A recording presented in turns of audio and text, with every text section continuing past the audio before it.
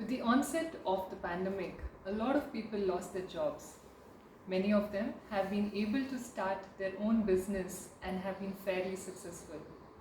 Some of them have been able to bring out a business plan, blend it with their passion, and generate income out of it.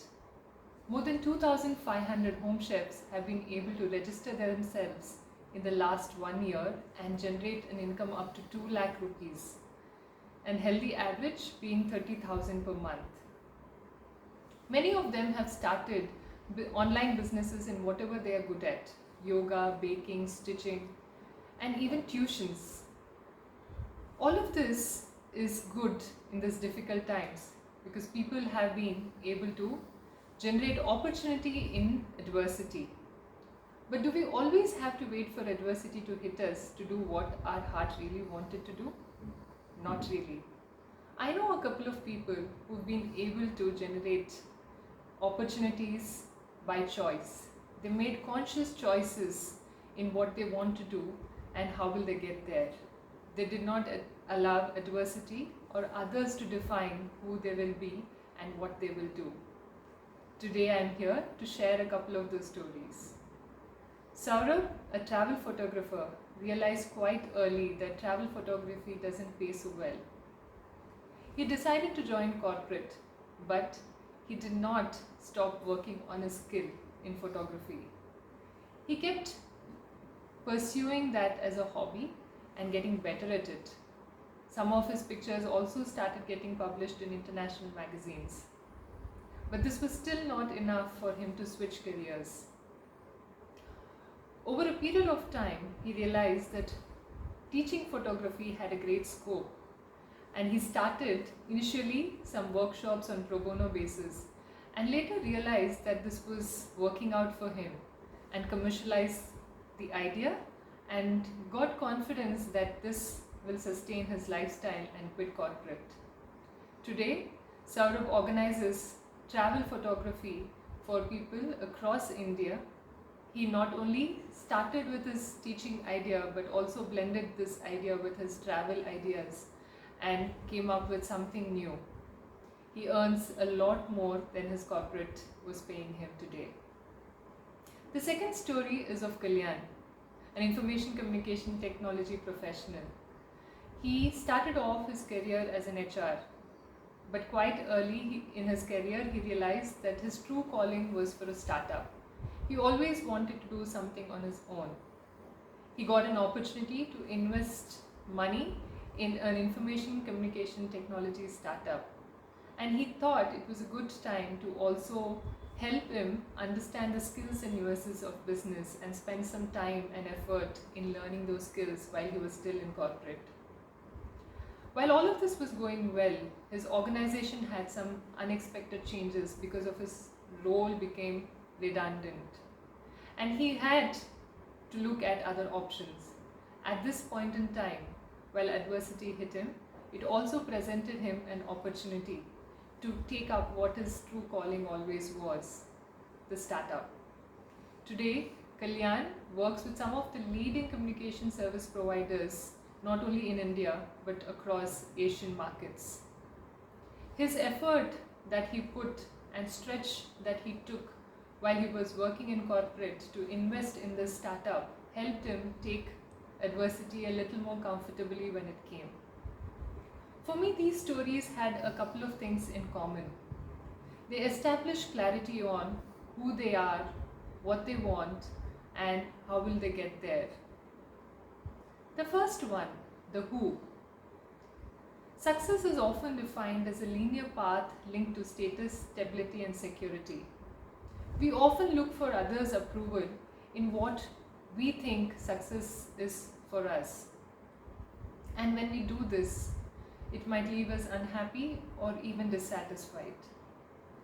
Do not be a slave to somebody else's idea of success. Find your own meaning, because success is subjective. It could mean different things to different people. For some, it could be money. For some, it could be fame. Identify what it is for you. Spending some time in redefining success will help you prioritize what we want in life. So how do we do it? Take some time off and think about, what legacy do you want to leave behind? What is it that you want people to remember you for? Answer to these simple questions will give you your direction, your purpose for life. And this will help you understand what success really means for you. Your compelling sense of purpose will help you identify with your true self and know who you're really meant to be. Once you're able to get clarity, establish clarity for yourself on your purpose, it forms the launchpad for your goals. Remember, this is the what you want.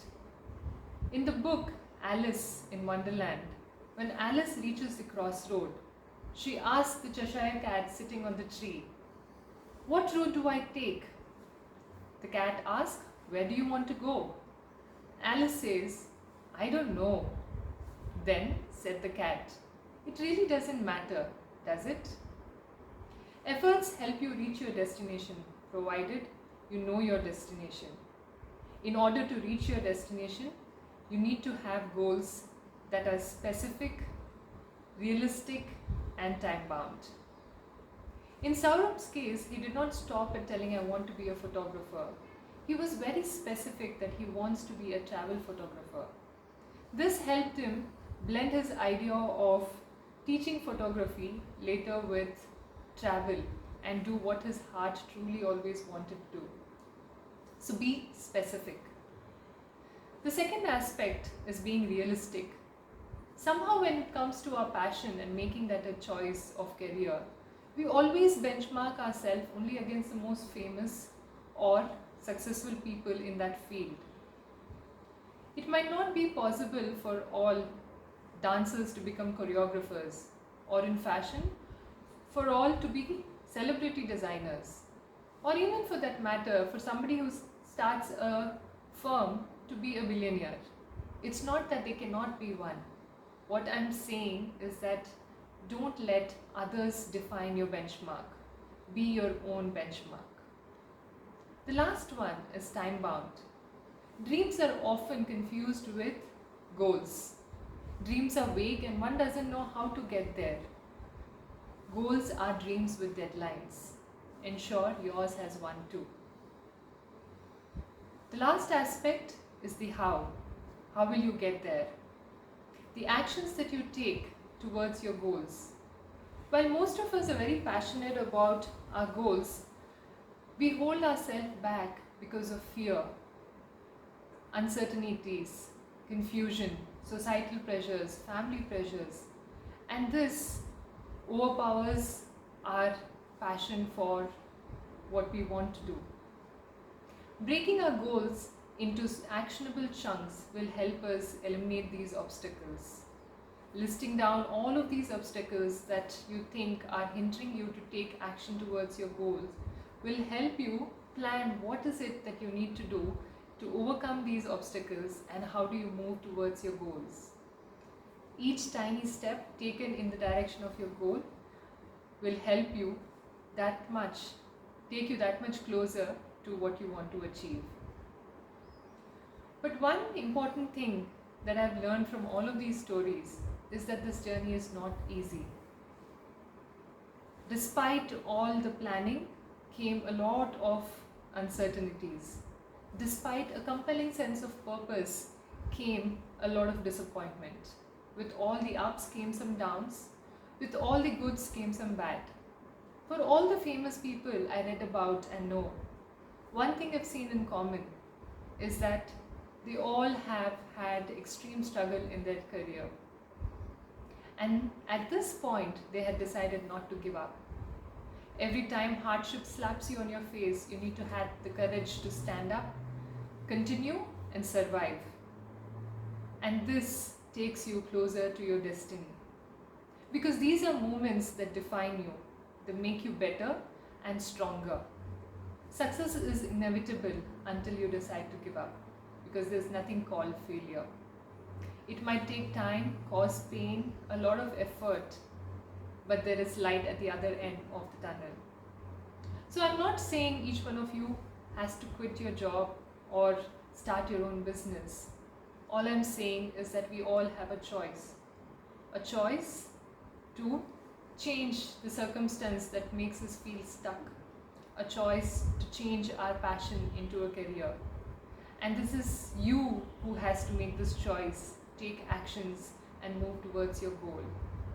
So I'm hoping that you execute your power to choose and make the right choice. Thank you.